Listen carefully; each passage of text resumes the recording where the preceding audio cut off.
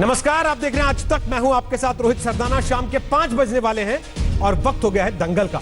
Corona के खिलाफ भारत की मजबूत लड़ाई चल रही है, लेकिन इस सब के बीच भारत को ऐसी घटनाओं से भी दो चार होना पड़ रहा है जहां कभी डॉक्टर्स, स्वास्थ्यकर्मी तो कभी पुलिस वाले निशाना बन रहे हैं। आज का मामला राजस्थान के टोंक का है, जहां भीड़ ने तलवार, डंडों और पत्थर से पुलिस वालों पर हमला कर दिया। ये हमले परेशान करते हैं क्योंकि कानून के रक्षकों पर हमला हुआ, कोरोना से लड़ रहे योद्धाओं पर हमले हो रहे हैं। यहां यह भी बता दें कि टोंक में कोरोना के मामले 84 तक पहुंच चुके हैं। सवाल यह कि ऐसे हमलों को रोका कैसे जाए। यूपी में ऐसे हमले करने वालों पर एनएसए लगाया जा रहा है, तो केंद्रीय गृह मंत्रालय भी कह चुका है कि सख्ती बरतिए। लेकिन क्या तंग सोच की वजह से कोरोना के खिलाफ जंग कमजोर पड़ रही है? इधर गड्ढे के पास में बावड़ी चौराया और उनको इधर दे रहे थे अंदर जाने के लिए। 8-10 ढूंढ लगा के बैठे हुए थे, उनको भेज रहे थे अंदर। तो वो अंदर जाते एक मतलब वहाँ इधर दे जितने उनकी पता नहीं क्या प्लानिंग थी, क्या थी, सारे निकल के आ गए चिल्ला के। और हमारे सभी को घेर लिया। हम 5 थे वहाँ पर, 5 को घेर लिया और मारने लग गए। किसी के पास डंडे थे, किसी के पास पत्थर थे, किसी के पास हथियार भी थे, सरिये थे, जो सभी के पास बोले वो हथियार थे। सोचिए, जब कोरोना संक्रमण की वजह से पूरा देश घर के भीतर हो तो ड्यूटी कर रहे पुलिस वालों पर हमला हो जाए, वो भी क्यों? किसी अफवाह के चलते, तंग सोच का शिकार होकर के, किसी गलतफहमी की वजह से। पर यह कोई ऐसी अकेली वारदात ना हो, बल्कि हर बीतते दिन के साथ किसी नए इलाके में ऐसी घटनाओं को दोहराया जाए। इन घटनाओं में या तो स्वास्थ्यकर्मी या फिर पुलिस वाले निशाना बनाए जाएं, तो आप क्या कहेंगे? राजस्थान के टोंक में कसाईबाड़ा में गश्त कर रहे पुलिस वालों पर शुक्रवार की सुबह हमला हुआ। अचानक निकल आई 60-70 लोगों की भीड़ ने लाठी, डंडों और तलवार से हमला कर दिया। ये सभी एक समुदाय के बताए जा रहे हैं। कोतवाली का स्टाफ, हमारे कांस्टेबल सुबह गश्त करने के लिए गए थे। कर्फ्यू पे सख्ताई रखने के लिए लोगों का आवागमन था, तो पुलिस पार्टी के ऊपर हमला कर दिया। काफ़ी लोगों को हम पूछताछ के लिए लेकर आए हैं। अब रिपोर्ट के आधार पर एक बार उनका चिकित्सा परीक्षण हो रहा है, उसके बाद के अंदर करने के बाद में मुकदमा दर्ज करेंगे, जो भी कानूनी कार्रवाई। बीते दिनों पंजाब के पटियाला की सब्जी मंडी में निहंग सिखों ने पुलिसकर्मियों पर हमला किया। एक पुलिसकर्मी का हाथ भी तलवार से काट दिया था।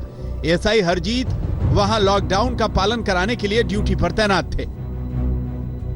इसी हफ्ते बंगाल के आसनसोल में क्वारंटीन सेंटर के विरोध में ग्रामीणों ने पुलिस टीम पर हमला किया था। बिहार के मोतिहारी में भी पुलिस वालों पर हमला हुआ था, गाड़ियों में तोड़फोड़ हुई थी। और यूपी के मुरादाबाद की घटना को कौन भूल सकता है, जब स्वास्थ्य कर्मियों के साथ साथ पुलिस वाले भी पत्थरबाजी का शिकार हुए। हमलों की फहरिस्त यहीं खत्म नहीं होती। सुरक्षा कर्मियों और पुलिस वालों पर हमलों के मद्देनजर यूपी और मध्य प्रदेश में राष्ट्रीय सुरक्षा कानून के तहत मुकदमे दर्ज हुए हैं। शुक्रवार को टोंक में हुए हमले में भी पुलिस कड़े एक्शन की तैयारी में है, लेकिन सिर्फ सवाल कानून का नहीं, क्योंकि टोंक के इसी कसाईबाड़े में बीते दिनों आशा वर्कर्स पर भी हमला हुआ था। वहाँ जो पुलिसकर्मी ड्यूटी पर थे, पेट्रोलिंग पर थे, उन्होंने टोका है, तो टोकने पर उनमें आपस में कुछ कहासुनी हुई, कुछ गलतफहमी हुई। उस कारण से जो मोहल्ले में लोगों ने उसका इंटरप्रिटेशन जो भी किया हो, उत्तेजना व्याप्त हो गई। उस कारण से कुछ लोगों ने पथराव किया और चोट लगी पुलिसकर्मियों को।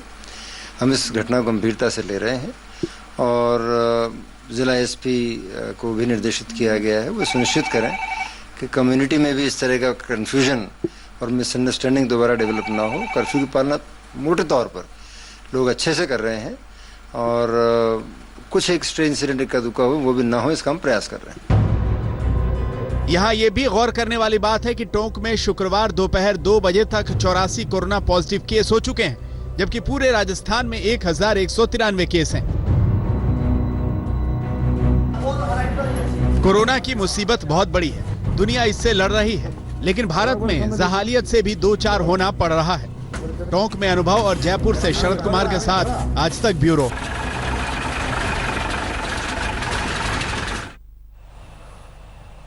तो आपको बता दें कि दंगल में आज हमारे साथ प्रताप सिंह हैं, जो कि मंत्री हैं राजस्थान की सरकार में। हमारे साथ राजश्री सिंह हैं, जो कि आईजी क्राइम एंड ट्रैफिक है हरियाणा में। हमारे साथ विक्रम सिंह साहब हैं, पूर्व डीजीपी हैं उत्तर प्रदेश पुलिस के।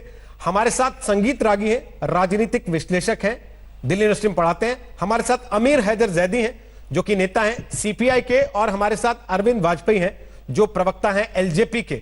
आप सबका स्वागत है दंगल में। इससे पहले कि राजस्थान सरकार के मंत्री प्रताप सिंह से हम सवाल पूछें, राजश्री सिंह, आप खुद पुलिस की अधिकारी हैं, जब इस तरीके की घटनाओं के बारे में आपको पता लगता है कि पटियाला में एक एएसआई का हाथ काट दिया जाता है, टोंक में एक समुदाय के लोग अचानक गश्त कर रहे पुलिस के लोगों पर हमला कर देते हैं, वो भी तब जब उस इलाके में 84 कोरोना पॉजिटिव मिल चुके हैं, कैसा लगता है आप लोगों को, वर्दी में जोड़ते हैं उनको? देखिए रोहित जी, हमें बहुत बुरा लगता है क्योंकि अल्टीमेटली हम सब अपने समाज के लिए काम करने में लगे हुए हैं। जो लोग अनपढ़ हैं, जिनको पता नहीं है, जिनको शिक्षा नहीं इतनी मिली है, लेकिन इतना तो सभी ने सीखा होगा कि पुलिस जो है। हेलो, आपकी आवाज नहीं सुन पा रहे। रोहित जी आवाज आ रही है? बहुत कम। हेलो जी जी, अब सुन पा रहे हैं आपको, बोलिए। हाँ रोहित जी, मेरा कहना ये है कि जब हम लोग काम करते हैं तो हम पब्लिक के लिए ही काम करते हैं, और ये जो अब जो कोरोना के टाइम पे जो काम कर रहे हैं, 24/7 काम कर रहे हैं, और बहुत दिल लगा के सब पुलिस वाले, हेल्थ वर्कर्स, डॉक्टर्स, सभी लोग काम कर रहे हैं। तो ऐसे में ये इतना बुरा व्यवहार जो है, हमें बहुत बुरा लगता है और दिल को बहुत आहत कर जाता है कहीं ना कहीं, क्योंकि देखिए हम भी उतने ही फ्लैश एंड ब्लड के बने हुए हैं, उतने ही आहत हम भी हो सकते हैं, और उतने ही बीमारियां हमें भी कैच कर सकती हैं, उतना ही इन्फेक्शन हमें भी कैच कर सकता है। लेकिन हम अपनी जान हथेली पे लगा के, जान हथेली पे रख के, अपने परिवार को इग्नोर करके हम सब लोग काम कर रहे हैं, तो हम अपनी पब्लिक के लिए लगे हुए हैं, अपने लोगों के लिए लगे हुए हैं। तो ऐसे में विद ड्यू रिस्पेक्ट जो है, अगर हमारे साथ लोग पेश आएंगे तो बहुत अच्छा रहेगा। अल्टीमेटली तो सबका एम यही है ना कि इस कोरोना से निजात मिले हमारे जो है देश को, हमारी सोसाइटी को, हमारे शहर को। तो मेरा मानना ये है कि है तो ये अल्टीमेटली पब्लिक के लिए ही, और बहुत दुखी कर जाती है ये चीजें। लेकिन कल जैसे हमने तस्वीरें देखी मुरादाबाद में, पुलिस वालों को बाकायदे एक दरवाजा लेके सर के ऊपर निकलना पड़ा क्योंकि ऊपर से पत्थर पड़ रहे थे लगातार। टोंक में जो गश्त पे निकले थे उनको घेर लिया 50 लोगों की भीड़ ने, और घेर के मारने लगे उनको। इस चीज से निपटा कैसे जाए? देखिए, आफ्टर इंसिडेंट तो हम लोग केस दर्ज कर रहे हैं, और 307 में भी मुकदमे दर्ज हो रहे हैं। पहले एपिडेमिक जो डिजीज एक्ट था वो 1897 का था, उसमें सजा का प्रावधान जो है वो सेक्शन 188 आईपीसी में था। वो सिर्फ 6 महीने की सजा या जुर्माना प्लस या दोनों चीजें, तो वो बहुत कम था। लेकिन अब जो है 307 में मुकदमे दर्ज होने लगे हैं, और कहीं जो कम्युनिटी स्प्रेड हो रहा है उसमें हो सकता है कि वो 302 में भी चेंज हो जाए, क्योंकि डेलिबरेटली जो लोग इसमें पार्टिसिपेट कर रहे हैं स्प्रेड करने में या लोगों को बरगलाने में लगे हुए हैं, तो ऐसे में अभी बहुत स्ट्रिक्ट और बहुत स्ट्रिंजेंट पनिशमेंट होगा। ये तो जो है ना, बाद में उनको पता चलेगा वो ऐसा कर रहे हैं तो वो बहुत बुरा कर रहे हैं।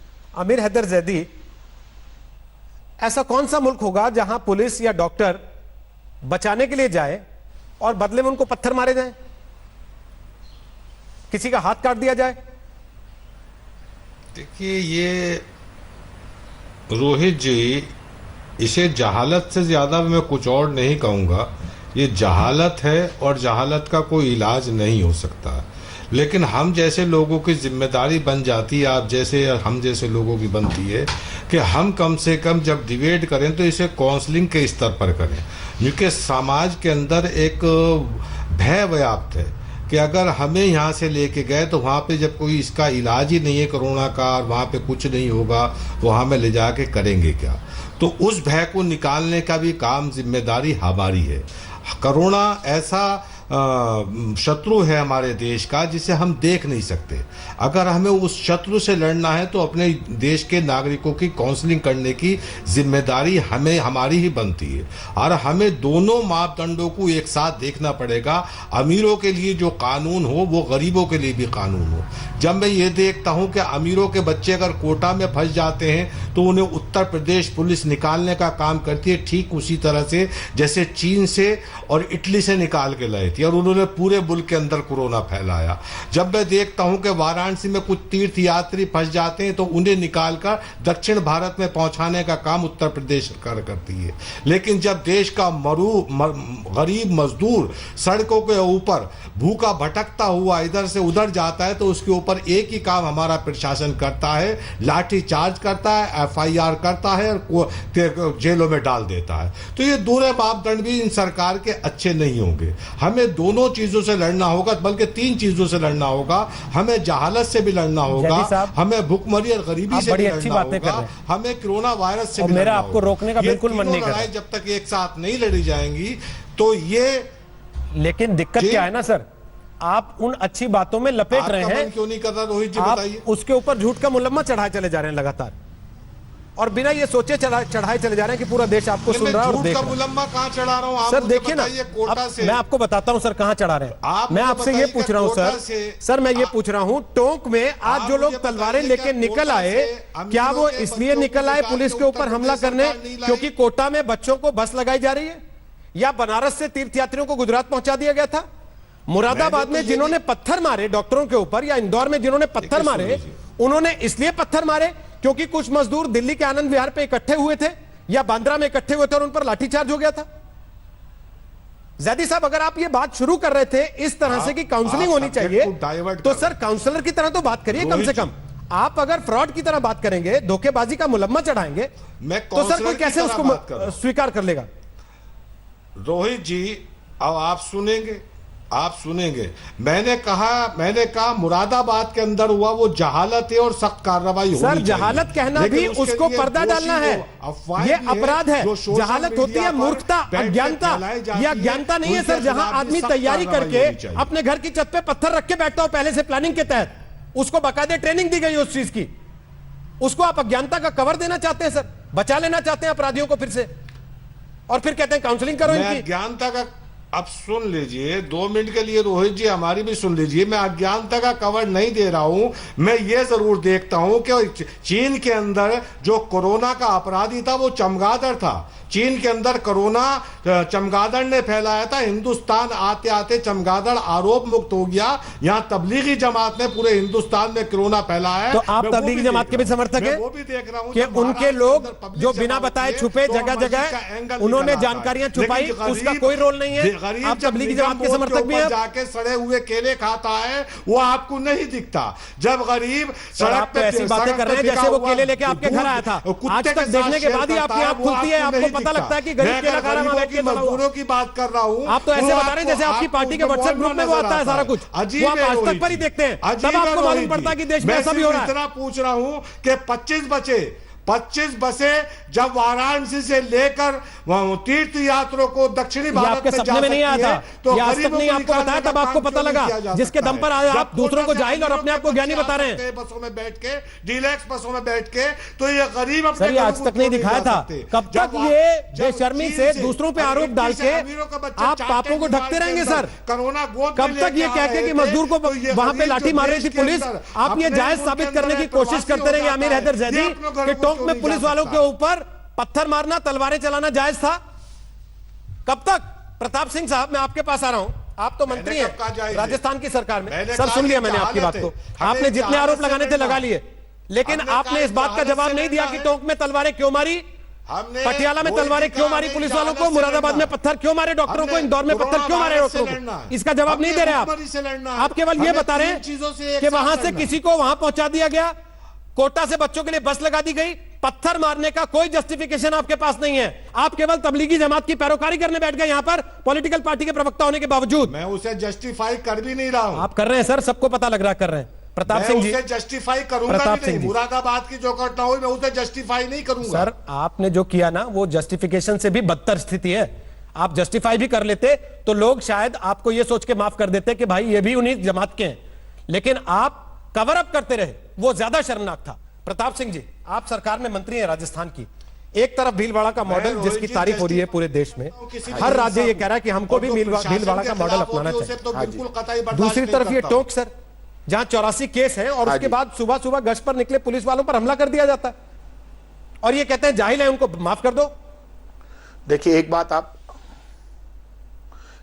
आप मानकर चलिए, पुलिस के ऊपर और मेडिकल टीम पर कोई भी हमला करे, हिंदू मुसलमान सिख ईसाई, ये जाति और धर्म का मामला नहीं है। जो भी कानून हाथ में लेगा उसके खिलाफ सख्त से सख्त कार्रवाई होगी।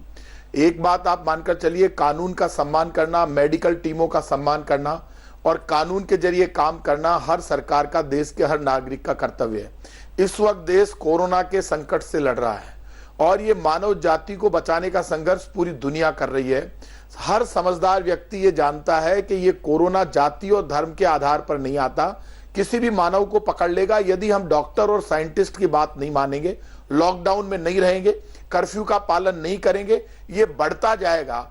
इसीलिए मंदिर, मस्जिद, गिरजाघर, गुरुद्वारा सब बंद है। आपको पता है मक्का मदीना में हज और उम्रा बंद कर दिया वहां के इमाम साहब ने। वृंदावन, मथुरा में, हमारे ठाकुर जी जयपुर में, सब जगह आरती और नमाज पर रोक लग गई। भगवान ने यह कह दिया कि तेरे दिमाग से काम ले भैया, यदि बचना चाहता है, खुद को बचाना चाहता है, परिवार को बचाना चाहता है, तो एक दूसरे से प्यार और प्रेम कर, लेकिन एक थाली में मत खा, दूर रह, एक गिलास में पानी मत पी, समझदार बन, तो सब हम बच पाएंगे।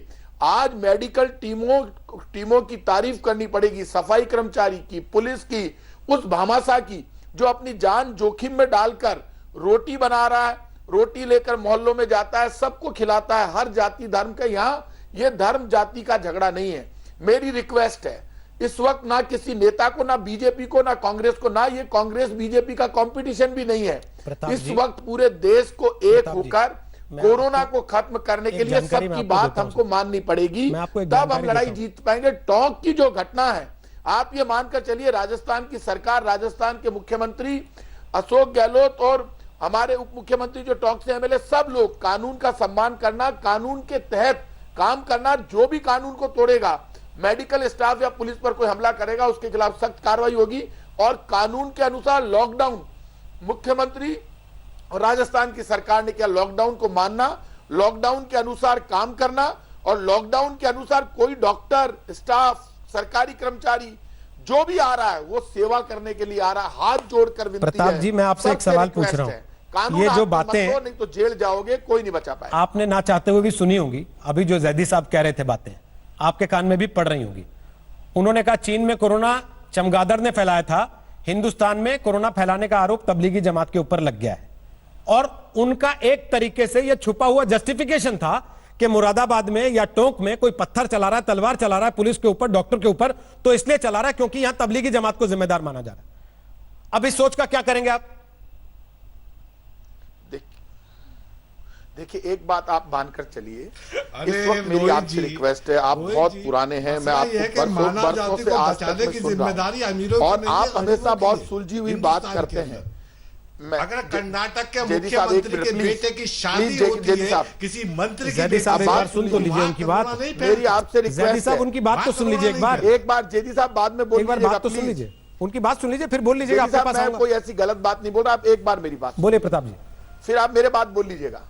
मैं देखिए आपसे बहुत प्रभावित हूं। आज तक पे आप जब भी डिबेट करते हैं, इस वक्त मीडिया की इतनी बड़ी भूमिका आज तक को लोग सबसे ज्यादा देखते हैं और मैं आपसे रिक्वेस्ट करूंगा, आपके यहां से जो शब्द निकलते हैं उसको लोग मानते भी हैं।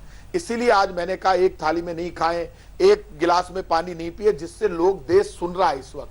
मेरी आपसे एक विनती है, ये जो पूरा कोरोना आया ये विदेशों से आया।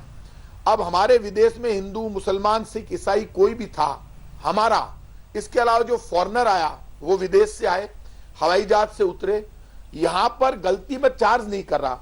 उसी वक्त भारत सरकार को, सबको दिल्ली में, उनको होटलों में, हॉस्टलों में, हॉस्पिटल में रोक लेना चाहिए था। WHO बार बार कह रहा था ये जो हवाई जहाज से उतर रहे हैं उन पे ठप्पा लगा के जयपुर में एक व्यक्ति को यहां पर भेज दिया जो ओमान से आए थे। मैं एक घटना बता रहा हूं, वहां यदि उनको क्वारंटाइन किया जाता तो वो घर पे वो रुके नहीं और यहां जयपुर में एक व्यक्ति से 400 लोगों में फैल गया। खुद मुख्यमंत्री ने कहा 1 से 400 में।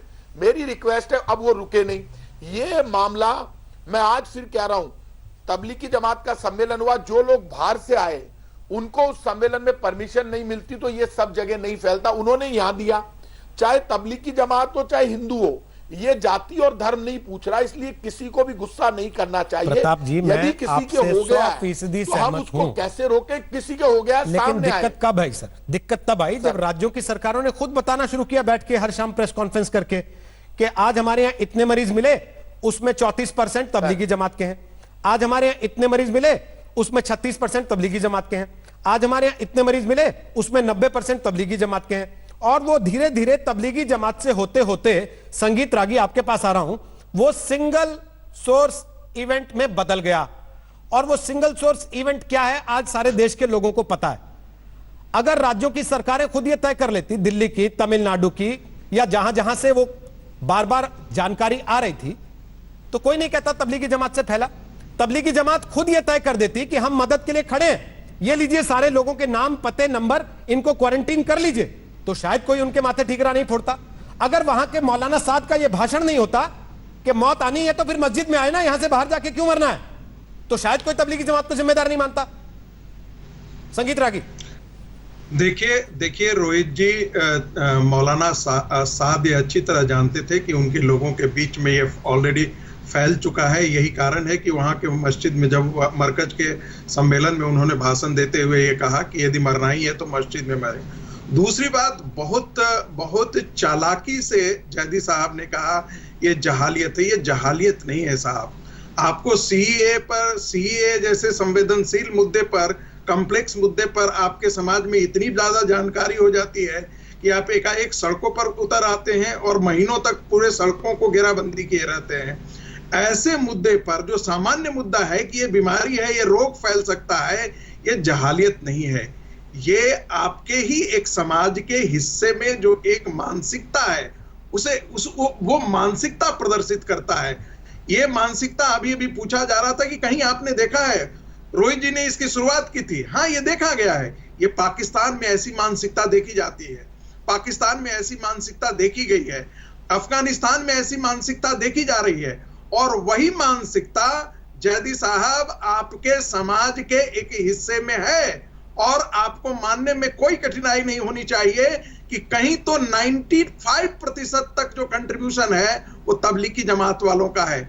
मैं मान लिया जाए कि उनको, मान लेता हूं कि वो नहीं जानते होंगे शुरुआत में, लेकिन आज देश में जब पूरी भारत सरकार, सारी राज्य सरकारें संवेदनशीलता से उनको ढूंढ रही हैं, तो ऐसे में आप तुलना कई बार कर देते हैं कि लंदन में तो इस मंदिर में भी तो जमावड़ा हुआ था, लेकिन उन लोगों ने अपने आकर के वहां की सरकारों के आगे अपने आप को सुपुर्द किया। और कोरोना के खिलाफ लड़ाई में वहां की सरकारों को समर्थन दे रहे हैं। यहाँ तबलीगियों की हालात अलग है।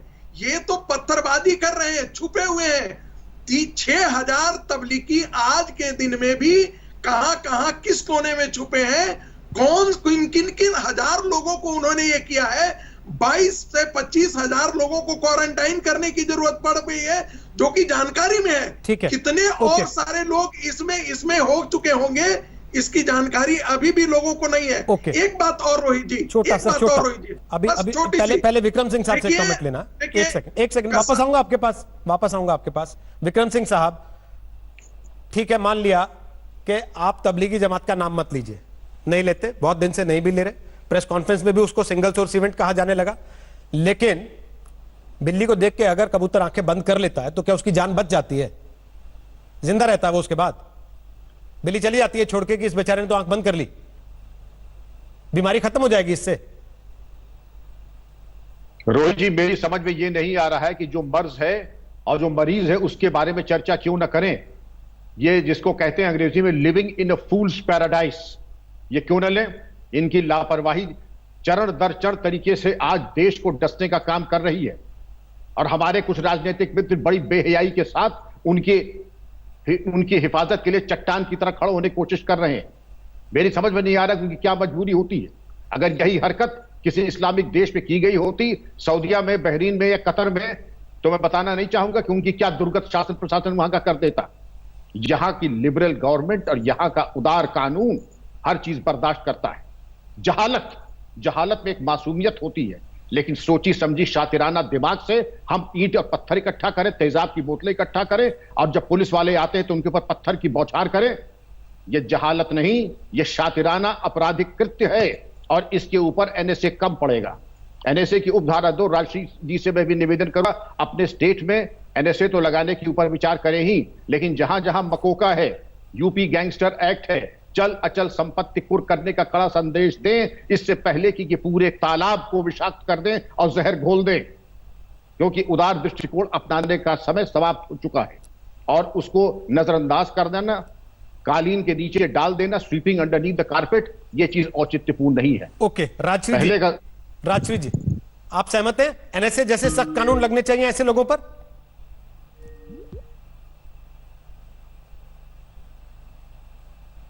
राजश्री से संपर्क शायद हमारा कट गया है। अरविंद वाजपेयी कुछ बोले, उसके पहले आमिर हैदर जैदी जवाब देना चाह रहे हैं वापस। आमिर हैदर जैदी बोलिए अब अपनी बात। आपको बुरी लगी कुमार स्वामी के बेटे की शादी, मुझे भी लगी, मैं भी उसका उतना ही विरोधी हूं कि सारा लॉकडाउन, सारी सोशल डिस्टेंसिंग गरीब आदमी के लिए क्यों हो, मिडिल क्लास के लिए क्यों हो। वीआईपी वो पार्टी करने के लिए अफसर की चिट्ठी लिखवा के भी निकल सकता है, वो 50 लोगों को ले जाकर रिश्तेदारों के साथ शादी भी कर सकता है बेटे की। हजारों लोगों ने अपने परिवारों की शादियां टाली हैं, लेकिन क्या इसका मतलब यह है कि मैं छत पे पत्थर जुटा लूं और जब पुलिस आए तो फेंकने लगूं उसके ऊपर? या आप अपने घर में पत्थर जुटा लें और तलवारों की धारें तेज करें कि डॉक्टर आएगा तो इसका गला काट देंगे?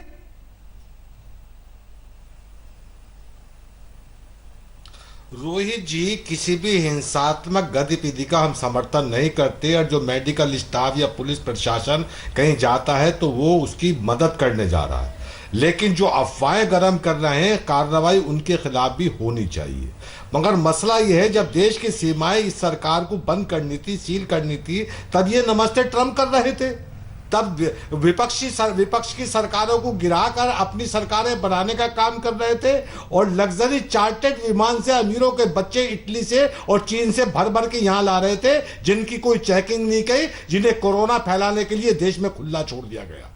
ये बिल्कुल सत्य है। पहला कोरोना पेशेंट जो पाया गया वो मेडिकल का बच्चा था जो चीन के अंदर पड़ रहा था। मसला ये नहीं है, मानव जाति को बचाने और देश के लिए बलिदान देने की जिम्मेदारी सिर्फ गरीबों के लिए है, गरीबों के बच्चों के लिए है। कर्नाटक के मुख्यमंत्री की बेटे की शादी अगर किसी मंत्री की बेटी से होती है तो वहां कोरोना संक्रमण किसी को नहीं लगता, सिर्फ गरीबों से लगता है। गरीब जब निगम बोध घाट पे जाके सले गड़े हुए केले खा रहा होता है तब मेरे पास कोई शब्द नहीं होता कि मैं उसकी पीड़ा कैसे बयान करूं। जब गरीब सड़क पे पड़े हुए दूध को कुत्ते के साथ शेयर करता है तब मेरे पास शब्द नहीं होते कि मैं उसकी करुणा कैसे बयान करूं। मसला ये है, मसला एक चीज ये है कि मैं कह रहा हूं कि हमें 3 लोगों से लड़ना है। कोरोना वायरस से लड़ना है जो हमें दिखाई नहीं दे रहा है, लेकिन जहालत से भी लड़ना है और भुखमरी से भी लड़ना है। नहीं, मैं फिर कह रहा हूं आप जो बार बार इसे जहालत का पर्दा डालने की कोशिश कर रहे हैं ना सर, हम हार जाए। मुझे लगता है विक्रम सिंह साहब से बेहतर मैं नहीं समझा पाऊंगा आपको। जहालत वो नहीं होती सर आदमी जहां प्लानिंग करके तैयारी करके बाकायदे घेर के मारता है लोगों को। जहालत वो नहीं होती जहां छत पे पत्थर जुटा के रखता है, प्लान करके बैठता है कि पुलिस वाले आएंगे तो मैं ऊपर से ऐसे पत्थर मारूंगा कि कोई सही सलामत वापस ना लौट पाए। आप गरीब की बात कीजिए, मैं आपके साथ हूं। आप कुमार स्वामी के खिलाफ बोलिए, मैं आपके साथ हूं, लेकिन कम से कम ऐसे लोगों के ऊपर जहालत का पर्दा तो मत डालिए। कम से कम साजिश को साजिश तो कहिए, कम से कम उन्हें बचाने की छुपाने की कोशिश तो मत कीजिए। बोल रहा हूं मैं मुरादाबाद घटना की मजम्मत भी कर रहा हूं, मांग भी कर रहा हूं कि सख्त कार्रवाई होनी चाहिए। मैंने कब कहा कि मुरादाबाद की घटना में आरोपियों को बख्श दिया जाए? सर अभी तो नहीं कह रहा हूं। आपने पहले सवाल के जवाब में सीधे सीधे तबलीगी जमात के वकील की तरह धीरे करनी शुरू कर दी थी। मैं तो भूल गया था कि हमने सीपीआई के नेता को बुलाया या तबलीगी जमात के वकील को। आवाज उठाने की जिम्मेदारी अभी हैदर जैदी की है। राजश्री जी, मेरा एक सवाल था बीच में, आपका संपर्क कट गया था।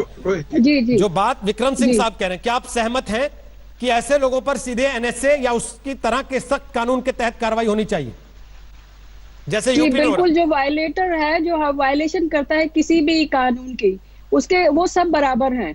और मैं तो ये कहना चाहूंगी कि जितने धर्म गुरु हैं वो सब अपने अपने अनुयायियों को बताइए कि अगर वो बीमार हैं तो वो अपना इलाज कराएं और डॉक्टर्स और जो पुलिस वाले हैं उनके रिस्पेक्ट करें और उनको कानून का पालन करना चाहिए। उनको एज अ बढ़िया सिटीजन जो है, जो अच्छे नागरिक हैं, वो कानून की पालना करते हैं। और सबसे बड़ी बात ये है कि ignorance of law is no excuse.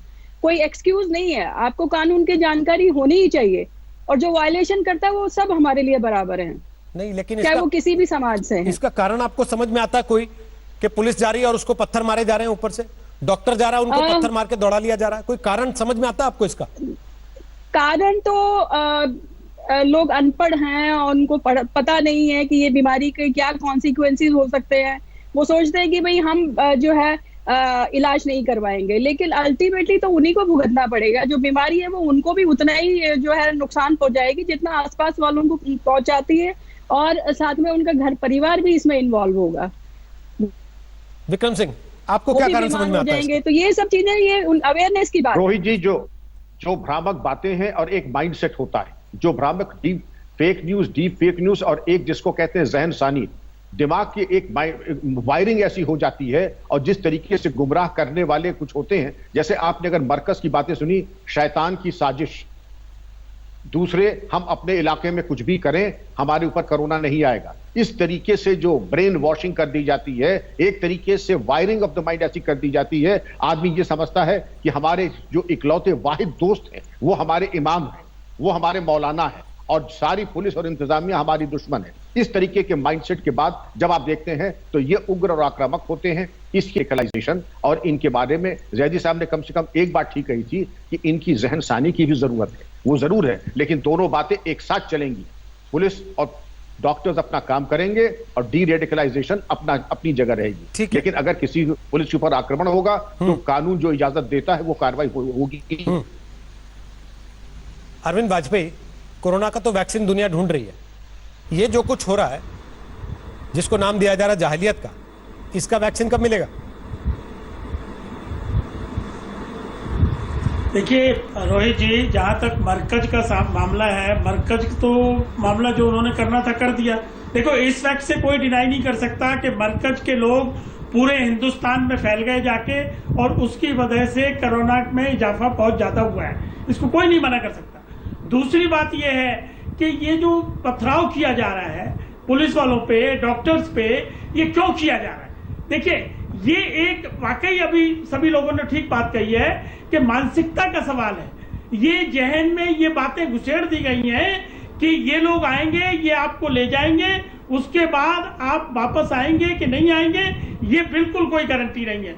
और जब परिवार के लोगों को या मोहल्ले के लोगों को ये बातें दिमाग में डाली जाती हैं, बल्कि डालना ये चाहिए था कि भाई अगर आप क्वारंटाइन हो जाएंगे तो आपका इलाज हो जाएगा। देखिए,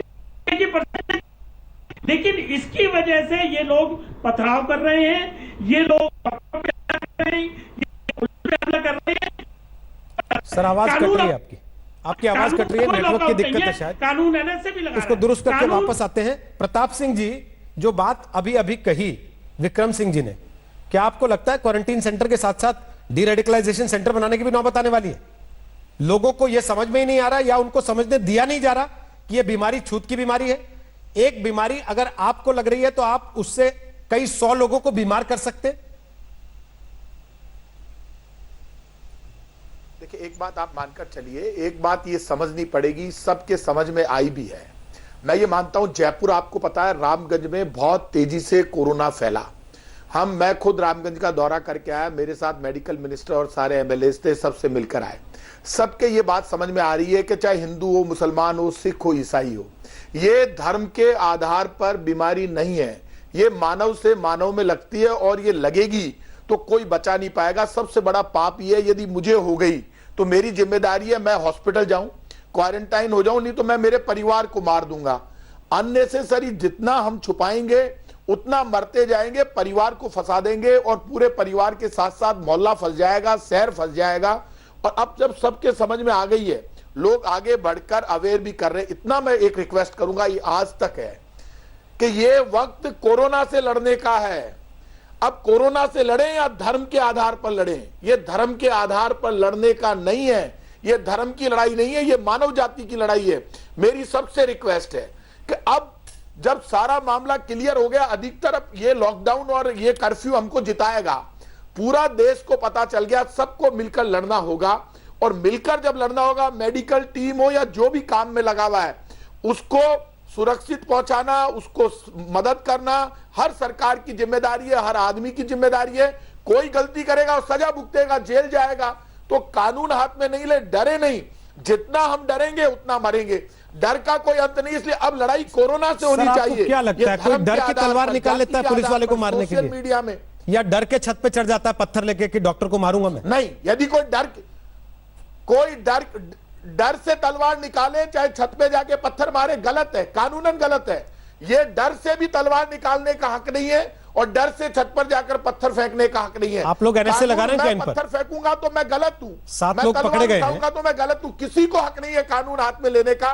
कानून का सबको सम्मान करना पड़ेगा। अभी जब आप बोल रहे हैं, नीचे खबर चल रही है बड़ी इस समय राजस्थान से आई है कि टोंक में जिन लोगों ने पुलिस पर हमला किया था उनमें 7 लोगों को गिरफ्तार कर लिया गया है। लाठी डंडों तलवारों से हमला हुआ था, 15 लोगों पे केस दर्ज हुआ है। हाँ जी, ये आप ही की सरकार ने, आप ही की पुलिस ने किया है। लेकिन क्या NSA लगेगा इन पर, जैसे यूपी की सरकार लगा रही है?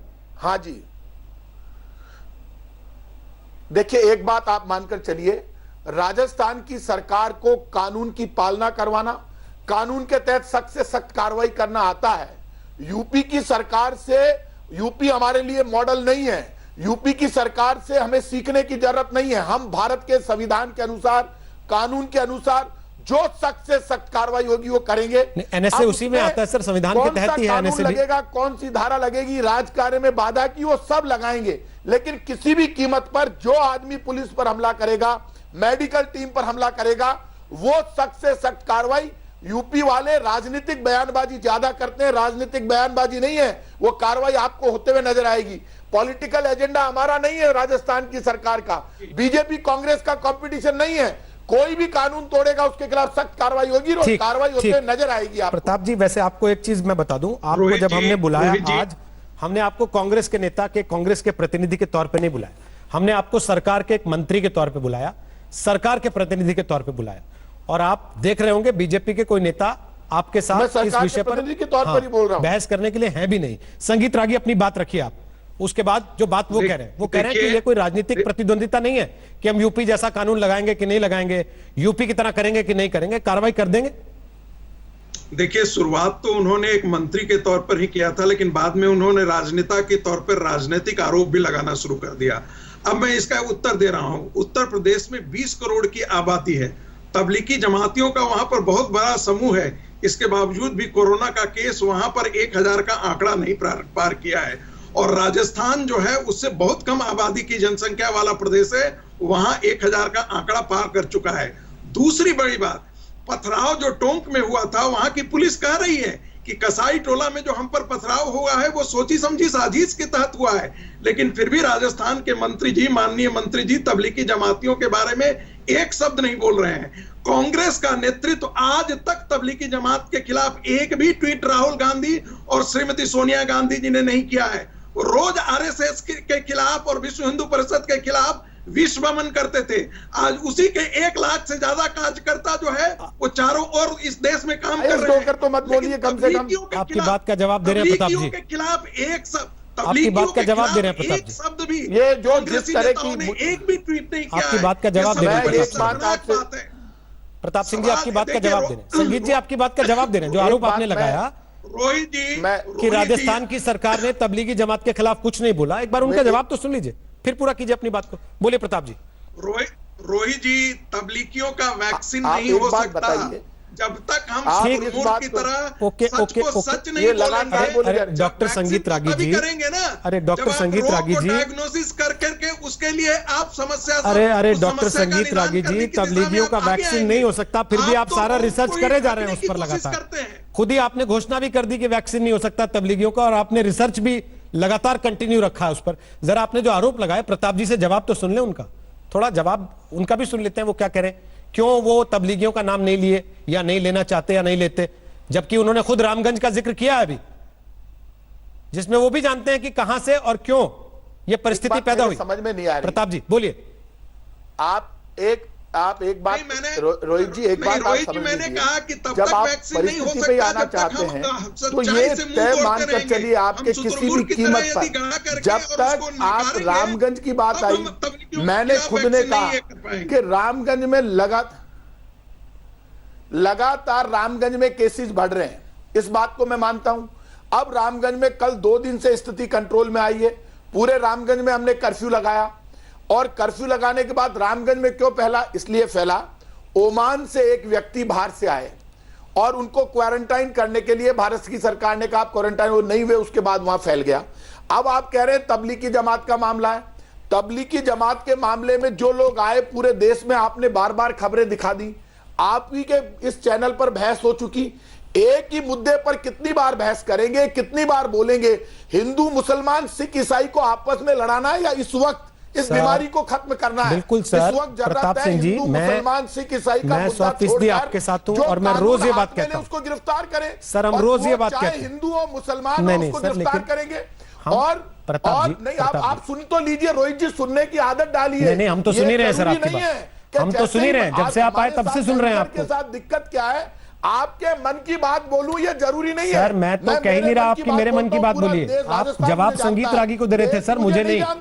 आपके आरोप, प्रताप सिंह को जब जरूरत होती है आपके ऊपर आरोप उन्होंने लगाए, मैंने नहीं लगाया कोई आरोप आपके ऊपर। आप सुन लीजिए, मैंने तो तारीफ ही की कि आपने बड़े अच्छे से काम किया राजस्थान में भीलवाड़ा मॉडल। कह रहा आप आरोप लगा सकते हैं, नहीं सर, जहां जरूरत होगी वहां आरोप भी लगाएंगे और सवाल भी पूछेंगे। भीलवाड़ा मॉडल लागू किया, मैं कह रहा हूं, राजस्थान की सरकार ने रामगंज को कंट्रोल किया, राजस्थान की सरकार ने भीलवाड़ा मॉडल जो है वो कम्युनिटी मॉडल है, ये आपके सरकार की देन नहीं है। प्रताप जी, देखिए, मैं फिर कह रहा हूं, मसला झगड़े का नहीं है, नहीं, मसला झगड़े का नहीं है, और मैं आप लोगों से ये बार बार कह रहा हूँ ये तो मानना होगा कि इस पर झगड़ा करने से हल होगा भी नहीं।